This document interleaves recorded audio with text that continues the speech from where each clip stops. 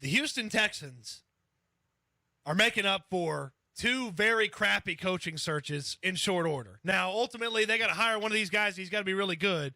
But as far as the process, which we were highly critical of last year, which was one of the most bungling, idiotic processes in hiring a head coach we'd seen in a long time in the NFL, everybody who's everybody, the Texans want to talk to them. Now, are they going to get to talk to, at this point, all 7 guys? I don't know. But they're certainly going to take their swing, and they're certainly going to try to talk to all these guys. And if they do, and if they interview all 7 of these guys and get good vibes from some of them, from this list, from this group of people that they requested to talk to, you can find a good head coach. Absolutely. I'm thumbs up on the potential outcome. Look, obviously varying levels of whatever it is. I'm thumbs up on basically any of these guys ending up as the Texans head coach. I'll feel better about some. I'll feel worse about some. But you can't say that about the past couple of coach searches that this team has had. And you can't say that about really any coach search. Like, how many times as an organization interviewed a group of candidates where you might be fine with any of those candidates? Like, that's very rare. At this point, I'm fine with any of the candidates, especially, I mean, hell, Sean Payton ends up here? Come on, that's fun. Well, wait a second, though. You were very anti-Sean Payton when I brought this up months ago, that they should talk to him and figure it out. I don't know what the exact cost is. And if it costs a first-round pick, then I'm out on that. But if it costs a second that could turn into something, if it costs multiple mid-round picks, I'm happy to have that conversation. I don't want Sean Payton if it costs a first-round pick. I would take Sean Payton and trade the Browns pick in a second, if that's what it is. I'm not giving up the second pick in the draft because I need Sean Payton to coach the quarterback that's going to be selected with that number 2 overall pick. But if I could trade the 12th pick in the draft, which is the Cleveland Browns pick that you acquired in the Watson deal, and turn that into a future Hall of Fame head coach who is of the offensive mind that could help Bryce Young or C.J. Stroud or whoever Sean Payton deems as the guy he wants to coach, Cody, I'm doing that in a second. I love the fact they put the request in. I think it shows they're serious. And perhaps this adds some context to what Nick Caserio was talking about at his press conference about maybe stepping down or not being as controlling as he implied. Sean Payton comes in, and he thinks he could work with Nick Caserio. Sean Payton's going to get final say on a lot of personnel decisions, as he should, and Nick should defer to him if he wants to ultimately save his job, because this is the last coach Caserio gets to hire. And on his resume right now is David Culley and Lovie Smith. So if he goes from those 2 guys who didn't belong in the NFL as head coaches to Sean Payton, that will be the ultimate move to excite this fan base and I think earn back a tremendous amount of trust that Texans fans will then have in Nick Caserio. I'm pleasantly surprised by this news, based on the fact that it took a couple of days for Sean Payton to get requested. Like, I thought the Texans weren't going to talk to him, regardless of the reason. I figured Sean Payton was not a serious, legitimate candidate for the Houston Texans, but I like it. Look, I want the Texans to talk to as many people as possible, right? We talked about this earlier this week. You can learn a lot about your franchise just by interviewing a bunch of head coaching candidates across the league, because those guys, well, they're trying to get the job. So they're going to do their research. They're going to study your team, and they're going to be able to tell you what you're doing right, but also things that you need to improve on and to learn from a Super Bowl winning head coach who could potentially give you some tips and strategies on how to turn your franchise around, regardless of if you ultimately end up making him your head coach. That's a good thing. That's something the Texans should do. They should talk to as many people as possible before making their ultimate decision. So I like that they're doing that. And it does show that Nick Caserio and the McNair family is more serious about getting this thing right. I mean, last year we've talked about it a lot. The Texans interviewed a number of candidates that no other team would have interviewed. And ultimately, their last 2 head coaches have been 2 candidates that nobody else would have made their head coach. Hell, nobody else would have interviewed David Culley 2 years ago. Nobody else did interview David Culley 2 years ago. Nobody else did interview Lovie Smith last year. But the situation is different. This is a more attractive job right now. You've got draft capital. You've got money. You've got Deshaun Watson out of here. You should be, Cody, to use your verbiage, shopping at the top. You should be going after guys like Sean Payton and DeMeco Ryans and Jim Harbaugh and some of the other candidates that the Texans have already requested to interview. That's what they should be doing, and it's nice to see them actually act like a good football team, like a smart football team, which is not what they've been over the past couple of years. Your point about potentially learning something from Sean Payton if you talk to him and he decides that he ultimately doesn't want to be the head coach of the Houston Texans is such a good one, BK, because Sean Payton can come in here, and in the course of that interview, Cal McNair and Nick Caserio and whoever else is important and in the interview room talking to Sean Payton may learn either by Payton out and out saying it or just the way Sean Payton talks about the organization, talks about the franchise, what's not good enough for Sean Payton. okay? Because if it's not good enough for Sean Payton, it's perhaps something you need to address as an organization. If Sean Payton comes in here and says, yeah, you know what, the type of draft picks that you guys have made over the past couple of years, I don't know if that's really something I want to end up coaching. Okay, well, then Nick Caserio goes back to the drawing board. All right, what type of draft picks did we make? How did we lead to that process? You may just learn things about your organization because, yes, self-assessment is important. You hear coaches talk about it all the time. Your general managers talk about it all the time. You have to assess your own work over the course of a season and seasons in the NFL.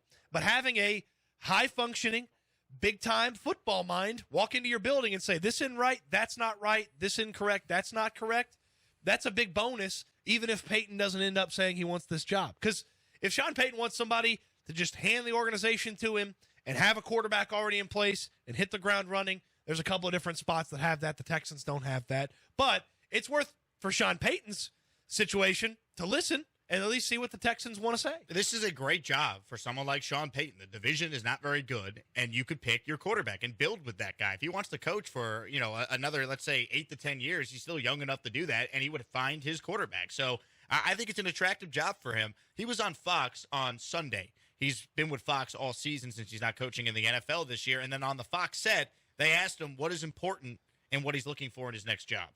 I think that it's really about the triangular relationship, ownership, front office, head coach. When we went to New Orleans, and I say we because there were a lot of people involved, the quarterback was unsettled at that time. So I think ownership and the functionality of the front office is most important. Well, what are two things the Texans don't have?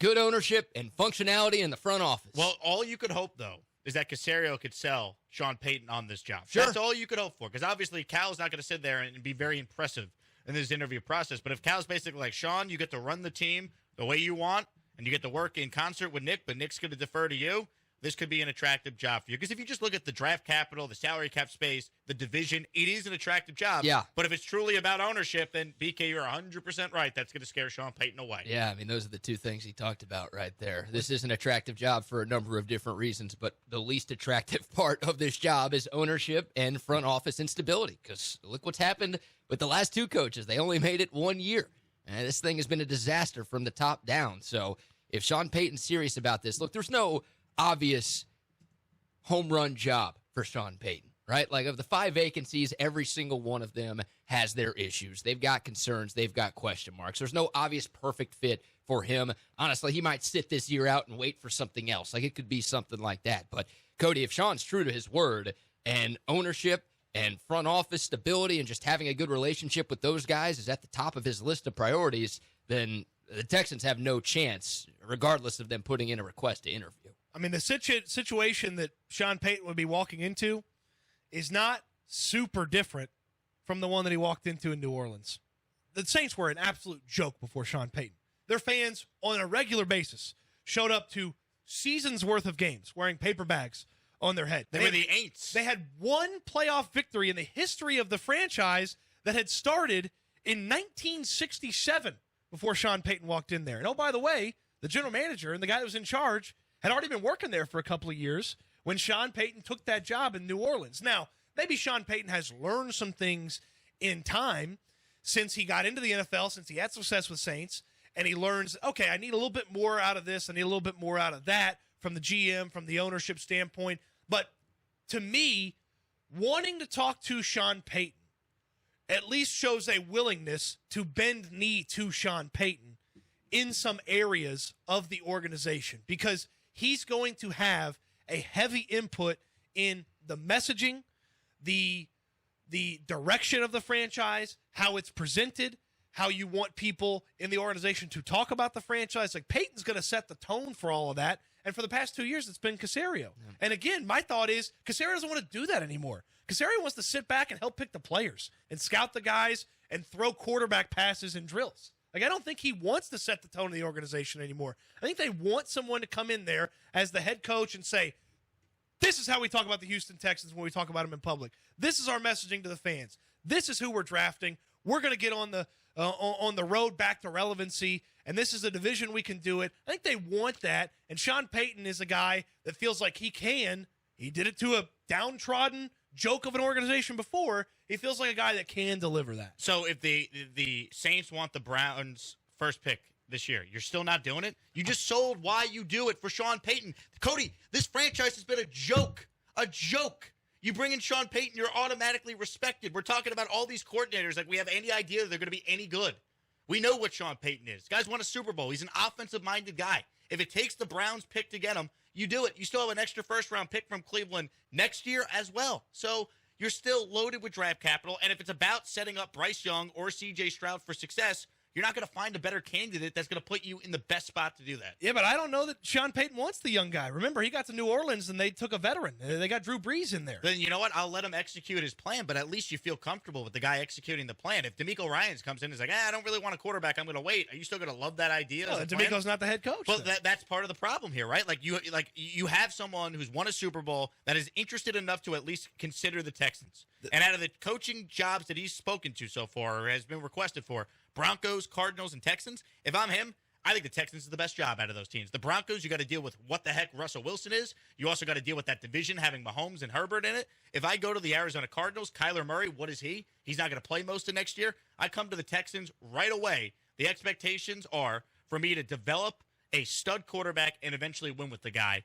And this fan base will love him the second he walks through the door. I have one reservation about using that pick to go get Sean Payton, and I'll tell you about it next. Let's get into podcast. Apple, Spotify, search the Wheelhouse, ESPN Houston, and it comes right up. Cody, continue your main point on the Texans requesting an interview with Sean Payton. Look, there's obviously a ton to like about Sean Payton, and you've talked about how if it's the 12th pick in the draft and that's all it takes to get Sean Payton, and then you write him the big check. If you remember or you believe the rumors, Payton was the second highest paid coach in all of football when he left the Saints, behind only Bill Belichick. From that, I don't care about that. Cal McNair's got money. The Texans have money. They can write those big checks. That's not a conversation piece. The 12th overall pick, I'm not there yet, and here's why I'm not there yet. The 12th overall pick, I don't know if the Texans are going to need that to get the quarterback that they want. And so it would be a lot easier for me to jettison that 12th overall pick to New Orleans for Sean Payton if I knew the Texans had 1-1 and they could pick whoever the hell they wanted. Or Sean Payton could pick whoever the hell he wanted. But without that, I don't know if they need either that extra Browns pick next year or their pick next year or the Browns pick this year. I don't know if they need some of those selections to ultimately end up getting the exact player that they want in the draft. By virtue of Lovie Smith and his players winning that meaningless game at the end of the year, they're picking 2 instead of 1. So until I have a little bit better understanding of that process and maybe where Payton wants to go, because if he doesn't want one of the rookie quarterbacks, then maybe it doesn't matter as much what you're doing at number 2 when it involves the quarterbacks. Or you could recoup picks by moving down because Payton wants one of the veterans and you're moving down from 2 because somebody else wants to come up and get another quarterback or the other quarterback. But like I gotta have a bit more understanding as an organization about what Payton wants to try to execute, because if he walks in and says, yeah, I'm coaching this team, but we got to get Bryce Young, you may need the 12th overall pick to go get Bryce Young. And so until I know exactly Payton's plan, and if he's on board with the young guy, and he says, I can coach either of them up, okay, well then, maybe the 12th pick's not as valuable. But if you need that 12th pick to go get the guy you want or the guy Sean Payton wants, it becomes more difficult to pay that price. Hold on now. Are we cool with Sean Payton if he plans on bringing in Derek Carr or Jimmy Garoppolo this offseason? I am not. I prefer a coach that is going to bring in one of the 2 rookie quarterbacks that I am okay with, which is Bryce Young and C.J. Stroud, and which are widely thought to be the top 2 quarterbacks in this class. That is my preference from the head coach, is that they want one of the top 2 rookie quarterbacks to be the quarterback for the Texans in 2023. I'm cool with it. If he doesn't think those guys are worth it, then at least I feel comfortable knowing that he has a track record to fall back on. If he doesn't think, let's say Bryce Young's there at 2 and he chooses not to take him, and this is the guy that coached Drew Brees for 15 years, that would speak volumes about Sean Payton really not thinking Bryce Young's going to be any good, considering he won a Super Bowl with an undersized quarterback. So I'm cool with it, but I don't think he takes this job to bring in Jimmy G or Derek Carr. I think he's only coming here if he believes in one of these guys and he knows he can get them, and he can go out there and kind of build something brand new with the Texans. So that concern I don't think will ever really come up because I don't think he's taking this job in the first place, BK, unless he knows I'm getting one of these guys I could build with. I'd like to think so, too, because that's one of the most attractive parts of this job is the fact that you might be able to draft the top quarterback in this year's draft. Going out and getting Jimmy G or Derek Carr, well, there are a lot of teams out there who could go out and get Jimmy G or Derek Carr, but there aren't a lot of teams out there who have the resources to draft a Bryce Young or a C.J. Stroud. So, yeah, I'm with you on that. I mean, all of us were in agreement, I think, a couple of weeks ago. Like, we want the Texans to take a quarterback with their top pick in this draft. There's not a coach out there who I'd be okay with just changing the entire plan. Like, if Sean Payton is like, we're tanking for Caleb Williams next year, I'm out. Sorry. If Jim Harbaugh's like, we're tanking for Drake May next year, I'm out. Sorry. This team needs a young franchise quarterback. So that can't be the plan, whether it's one of these coordinators or even if it's Sean Payton or Jim Harbaugh, one of the top guys on most teams' list. It cannot be a total reworking of your franchise plan where you try to suck at football for another season. That just can't happen. Do you have any sort of true guess on what the compensation is ultimately going to end up being for Sean Payton? Because if it is simply one first-round draft pick, it becomes a very difficult thing for Denver to bring that. Like, Denver doesn't have those. Unless they talk about trading a future first-round pick. Sure. And at that point, the value of a first-round pick 3 years in the future is so low. It drops almost a round per year when you go in the future and you talk to some of these draft evaluators, especially after you know a portion of the draft order, the value drops in the future. Okay, then you bring up Arizona. Arizona doesn't even have a general manager. Now, that probably works in their favor because then Sean Payton gets there. He gets to sort of hire the general manager. But they have the number 3 overall pick in the draft. Like, they're going to trade the number 3 overall pick, a player that could very much help Kyler Murray very much help Kyler Murray in the coming years to get Sean Payton. It's why I think the compensation is going to vary team to team. You know, for the Texans, they're dealing from a position of strength. They could offer the 12th overall pick in the draft and still have the number 2 overall pick, and you could turn Deshaun Watson into Sean Payton. If you're the Broncos, you might have to trade one of your key players just to get a first-round pick to then go out there and bring in Sean Payton. Or you might have to trade future picks you don't want to trade, or maybe you have to trade your second and third-round picks in the package to get Sean Payton. For the Texans, to me, it makes the most sense. It's 1 first-round pick when you have 2. And you turn Deshaun Watson into a Hall of Fame coach who's only had 4 losing seasons in 15 years, who always has his teams in the playoffs, who's an offensive-minded guy. I really don't see the downside here. Like, you're going to go from Bill O'Brien to then David Culley and Lovie Smith, and now after all this, the mess that this fan base has unfortunately had to deal with, at least you come out on the other end with a Super Bowl winning head coach who can help develop your stud quarterback at the top of the draft. I do want to correct thing. I misspoke. Denver has San Francisco's pick this year. So Denver does have a first-round pick. It's currently... I might be pick 31. It could be 31. It could be 32. It could be 29. Well, 32 doesn't exist, as we know. Yeah, yeah, exactly. I know what your point is. Yes. It could be the last pick in the first round. The Texans should have pick 32 for the first time in franchise history, but they screwed it up by beating the Colts. Our text line is not always the ultimate indicator on how a fan base is feeling about a certain topic, but I'd say it's 90% yes to trading a first-round pick, the Cleveland pick, for Sean Payton instead of hiring one of these, quote, unproven offensive or defensive coordinators. I get it. I understand. I'm not there yet. Now, the organization is going to have a better understanding of Sean Payton's plan, which I will now refer to going forward as the Payton plan, because I'm a big fan of alliteration. The Payton plan, if it includes, I got to have Bryce Young, you may need the 12th overall pick. It may not cost the 12th overall pick. Arizona's got the 3rd pick. I have a high suspicion they're not trading the 3rd pick for Sean Payton. Would you trade a 2nd and a 3rd round pick for Sean Payton instead of the 12th pick? You do that instead? Yeah.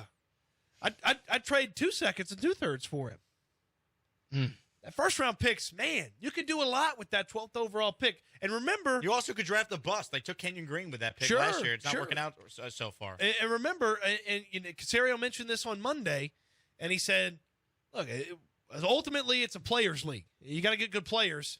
12th overall pick would be a pretty damn good player. For sure, but Brian Daboll took the same roster that had 3 wins a year ago with the Giants and got them to the playoffs. So, coaching still ultimately matters more than maybe in any other sport. Yeah, they also added 2 top 10 picks.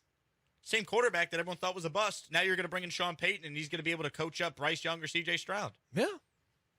Can I ask you guys this? Yeah. If we're staying on this topic? Sure, go for it. Would you trade the number 12 overall pick for Mike McCarthy? No. Would you trade a 2nd and a 3rd for Mike McCarthy? No. Sean Payton is skinny Mike McCarthy. Ooh. Guys. Okay? Sean Payton's career winning percentage, 62%. Mike McCarthy's career winning percentage, 61%. Sean Payton in the playoffs is 9-8. Mike McCarthy in the playoffs is 10-9. Both of those guys had the best quarterbacks of all time, some of the best quarterbacks of all time, and they could only win one Super Bowl with them early in their career. Both of those guys are known for flaming out too early in the playoffs, despite having incredibly talented rosters that should have done better in the postseason than they actually did. So my question to y'all is, what's the difference between these two? I think Peyton's better. I think he's more of a true offensive-minded guy. And I think some of those Packers teams, like, I know Drew Brees was great, but we're talking about, like, Aaron Rodgers.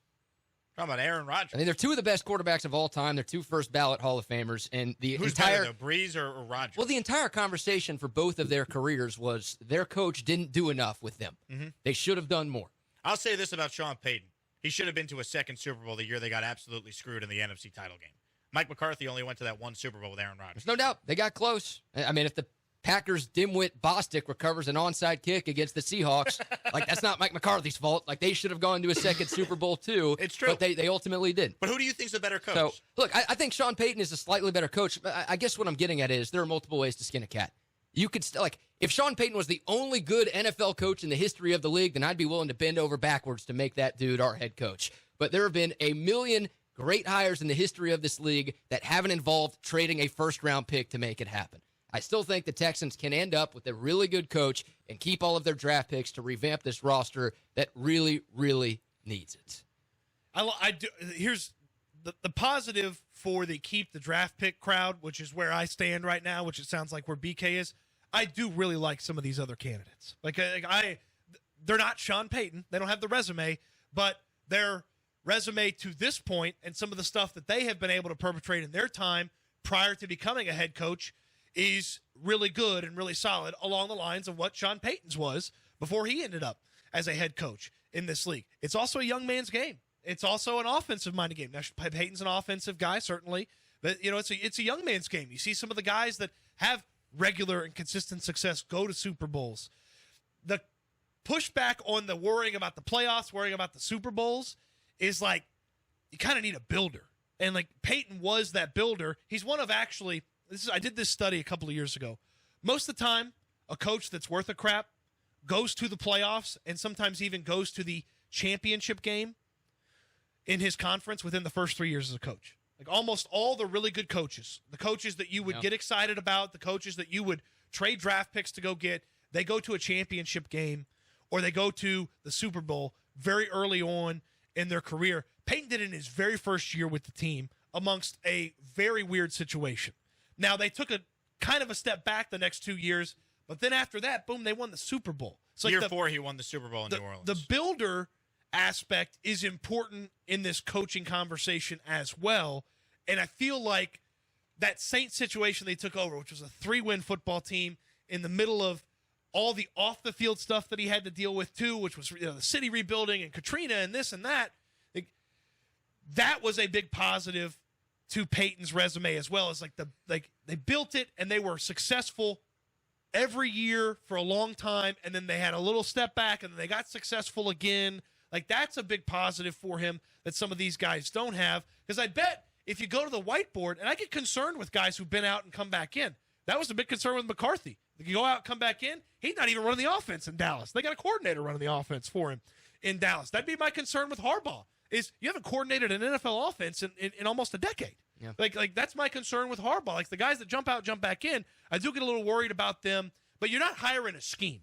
You're hiring a guy to build an organization. So I think the building thing gets a positive for, hey, Peyton built something in New Orleans. This is a team that has the worst reputation, a franchise that has the worst reputation in the NFL right now. So, like, ignore just – Sean Payton as like what the record is, like the perception of your team drastically changes by bringing in Sean Payton. You're going to be universally praised for this move, and it's going to reignite this fan base especially. And I think that has to play a part in this process as well. If you're Cal McNair being like, look, like what can I do to get this fan base excited again? It's not just having some new uniforms. If you're going to end up hiring David Culley and Lovie Smith the last couple of years, it's bringing in Sean Payton, and if it's not Sean Payton, like it's bringing in like a guy like DeMeco Ryans. But as far as like the best option available, it's Sean Payton. All these other coordinators, you're hoping they end up being really good head coaches. We can nitpick Sean Payton's resume, but we know the guy's a damn good football coach. He's had only 4 losing seasons in 15 years. So, yeah, I mean, obviously, you could kind of criticize him. Maybe he should have won more, dare I say, in New Orleans. He should have. But ultimately, this is a really, really good head coach that is available, that is interested in speaking with you. If it only takes the 12th overall pick to get him, and I still have the 2nd overall pick, I'm making that move in a second. Yeah, look, don't get my words twisted. If Sean Payton didn't cost a first-round draft pick or multiple draft picks, I'd be all over. Like, he'd be my top choice. I think you could still get a really, really good head coach and keep all of your draft picks to help your roster figure it out. It's a bigger risk going down that path, though. Like with Sean Payton, you know you're getting a good coach. With all these coordinators, you hope they're a good coach. That, to me, is worth a first-round pick when you have extra ones because you had to, unfortunately, trade away the best quarterback this franchise has ever had. BK, do you like Harbaugh more than Sean Payton? He doesn't cost the first-round pick. Yeah, I've been back and forth on this for the last couple of weeks. I mean, your point that you just brought up is something I've thought about a lot. Like, the fact that he's been out of the NFL for nearly a decade worries me a little bit. To be honest, like, I'm worried about giving either of those guys full personnel control, especially Harbaugh, because he's been out of the league for 10 years. By the way, full personnel control for Sean Payton is part of the reason Sean Payton walked away. They jacked that roster up. They didn't have a quarterback option. They traded a first-round pick for a wide receiver.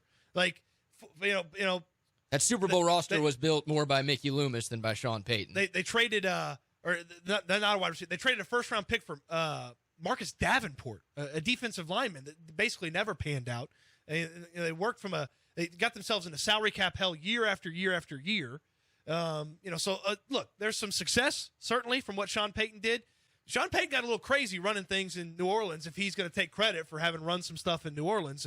And maybe it's a positive to Sean Payton that he could say, well, look how that thing looked as soon as I walked out of the building. That was all me. Like that, like we were almost in the playoffs a year ago, and then we were a below 500 team the moment I walked out of the building. It's like, yeah, you were also a below 500 team the moment you walked out of the building because everybody was old and overpaid.